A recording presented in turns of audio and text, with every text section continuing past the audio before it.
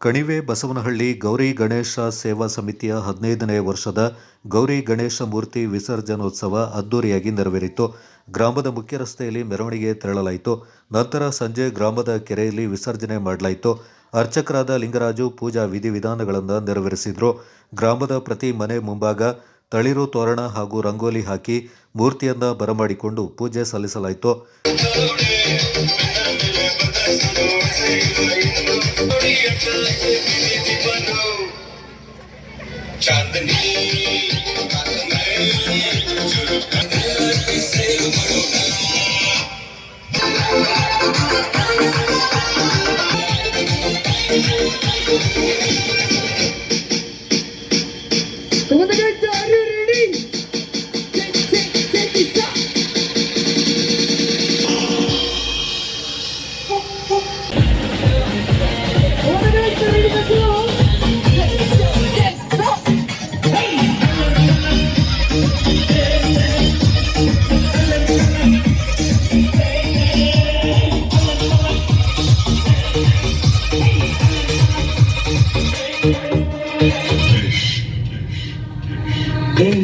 ಯಾಕ ಇದ ತಡಿಯ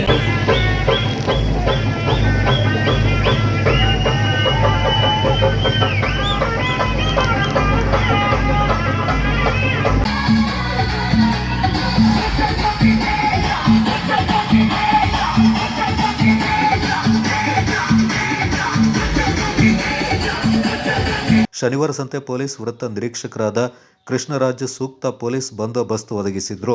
ಡಿಜೆ ಬಳಕೆ ನಿಷೇಧ ಇರೋದ್ರಿಂದ ಶಬ್ದ ನಿಯಂತ್ರಣ ಇರುವ ಧ್ವನಿವರ್ಧಕ ಬಳಸಿಕೊಳ್ಳಲಾಗಿತ್ತು.